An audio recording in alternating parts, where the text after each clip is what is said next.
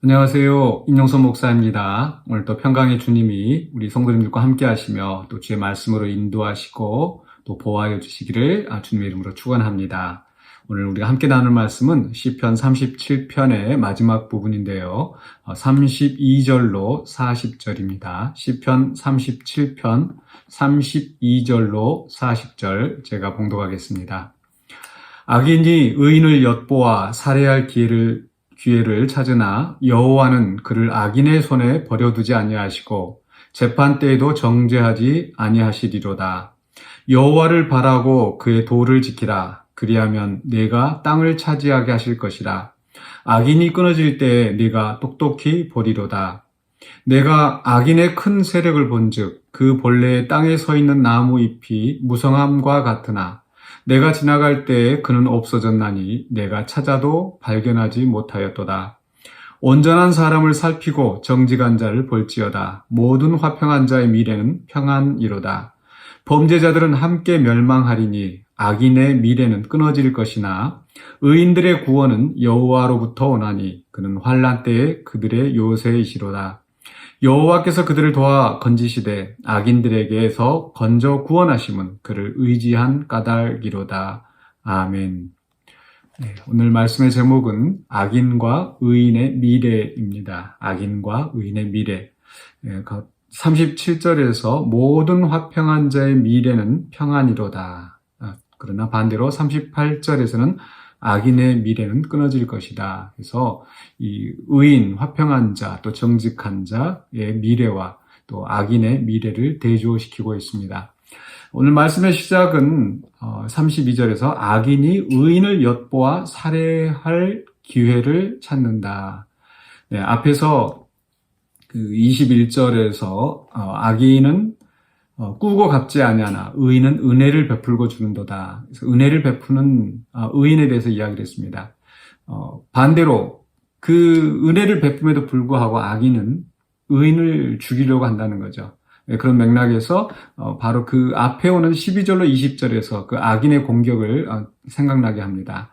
12절에서 악인이 의인 치기를 꾀하고 그를 향하여 그의 일을 간도다. 악인은 이 세상에서 악한 꾀를 이루며 자기 형통함을 이룰 뿐만 아니라 그 형통하고 또 힘을 가졌을 때, 부유하게 되었을 때 그 힘으로 가난하고 궁핍한 의인을 또 괴롭히고 또 압제하고 그렇게 또 죽이려고 한다라는 거죠. 죽이려고 하는 것이 꼭 물리적으로 죽이는 것이 아니라 할지라도 오늘 말씀에 있는 것처럼 이 재판을 통해서 억울한 송사를 만들고 억울한 고소를 하고 그렇게 하면서 그 의인들을 괴롭히는 겁니다. 그런 속에서도 여전히 성경은 의인들을 향하여서 선을 베풀라, 또 화평하라 이렇게 말씀하고 있습니다. 그런 속에서 그 현실의 그 왜곡된 그런 삶 속에서 또 악인의 형통을 보면서 또 악인들에게 고통을 당하면서 그런 의를 행하고 또 화평을 행하고 또 은혜를 베푸는 것이 결코 쉽지 않습니다. 그렇기 때문에 오늘 말씀은 우리에게 바로 미래의 소망을 두고 오늘 현실 속에서, 이 각박한 현실 속에서 우리의 사명을 감당할 것을 말씀하고 있습니다. 분명히 그 악인들은 여전히 의인들을 괴롭힐 것이지만, 의인들이 은혜를 베품에도 불구하고 여전히 그 악인들은 공격을 할 것이다. 그런데 그 순간에 하나님이 보고 계신다는 거죠. 물론 앞에서도 하나님 말씀하셨어요. 그 악인들이 의인 치려고 할 때 하나님께서 그를 보고 비웃으신다 라고 말씀하셨죠. 말씀에서도 33절에서 여호와는 그를 악인의 손에 버려두지 아니하시고 재판 때에도 정죄하지 아니하시리로다. 그 악인들의 공격으로부터 하나님께서 의인들을 보호하신다는 거죠. 반대로 그 악인들에 대해서는 하나님께서 엄중하게 심판하실 것을 말씀하고 있습니다. 그렇기 때문에 바로 그 하나님의 심판, 하나님의 날을 바라보면서 의인들은 여전히 선을 행하며 살 것을 말씀합니다. 바로 그게 34절입니다. 여호와를 바라고 그의 도를 지키라. 비록 이 현실 속에서는 왜곡되어져서, 정의가 왜곡되어져서 악인들이 성공하고 형통하고 악인들이 힘을 쓰는 것 같지만 우리가 바라볼 수 있는 분은 하나님입니다. 하나님은 그 상황을 그저 관망하거나 또 멀리 외면하지 않으시고 다 보고 계시고 알고 계시는 겁니다. 그리고 때가 되었을 때 하나님께서 심판하시는 거죠. 그렇기 때문에 그 심판 앞에서 그 악인들은 지금 당장에는 성공하는 것 같지만 결국 허망하게 망하게 될 것이다. 그것을 이제 35절에서 그 큰 나무로 비유합니다. 악인의 큰 세력을 본즉 본래 땅에 서 있는 나무 잎이 무성함과 같으나 내가 지나갈 때는 그는 없어졌나니 내가 찾아도 발견하지 못하였도다. 네, 지금 이제 겨울이 되니까 그 무성했던 나뭇잎들이 다 떨어집니다. 바로 이 악인의 미래를 그렇게 표현하고 있는 것 같아요. 그 여름에는 또 가을에까지 그 무성한 잎을 자랑하다가 또 겨울이 오고 나면 다 그 잎이 떨어지고, 근데 오늘 말씀 속에서 보면은 그 나무조차 발견할 수 없을 정도로 악인들은 이 땅에서 끊어지게 하실 것이다. 그렇기 때문에 또 37절에서 이 시편 기자는 온전한 사람을 살피고 정직한 자를 볼지어다. 정말 이렇게 하나님의 뜻대로 살아가는 그 사람들의 미래가 어떠한지 그들의 미래는 보장되어 있다라는 겁니다. 그래서 37절에서 화평한 자의 미래는 평안이다 라고 말씀하죠. 악인의 미래는 이 땅에서 끊어질 것이다. 그런데 여기서 또 중요한 말씀은 39절입니다. 마무리하면서 의인들의 구원은 여호와로부터 온다. 의인들이 구원을 받는 것은 그 자신들의 의로움, 그 공로가 아닙니다. 하나님으로부터 온다라는 것. 그렇기 때문에 하나님을 바라고 그의 도를 지키는 거죠. 하나님을 바라보면서 의를 지켜 행하는 겁니다. 그러니까 의를 지켜 행하기 때문에 구원을 받는 게 아니고요.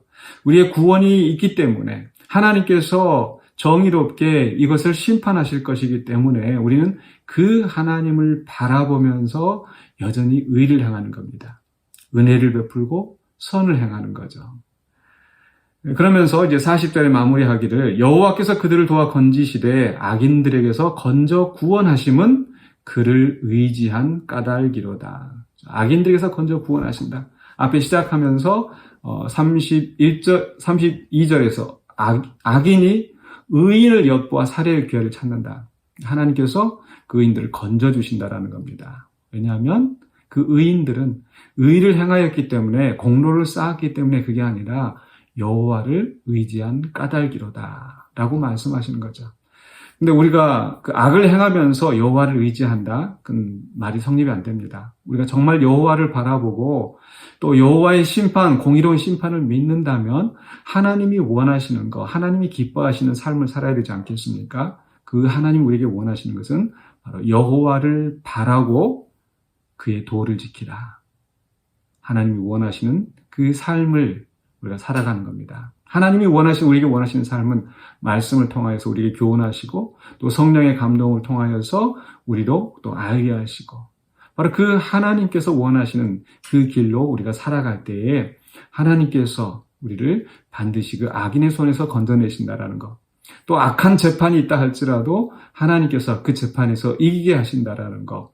오늘 우리에게 분명히 약속하셨습니다. 그렇기 때문에 사랑하는 성도 여러분, 악인이 의인을 치려고 할 때도 절대 두려워하지 마시고 우리는 하나님을 바라보면서 의의 길로 또 그의 도를 지켜 행하는 저와 여러분이 되시기를 주님의 이름으로 간절히 축원합니다. 기도하겠습니다. 사랑의 주 하나님 은혜를 감사합니다. 이 땅에서 살아가는 동안에 이 현실 세계 속에서는 또 지금 현재에는 악인들이 성공하고 악인들이 의인을 치고 괴롭히고 죽이려고 하고 또 세상에 송사를 걸어서 우리를 억울하게 또 억울한 일을 당하게 만들려고 합니다. 그러나 그 속에서 우리가 정말 하나님을 바라보기를 원합니다. 모든 것을 통찰하시고 아시는 주님, 또 우리의 심정까지도 꿰뚫어 보시고 우리의 모든 것들을 주관하시는 주님이신 줄 믿습니다. 그 주님을 바라보고 나아갑니다.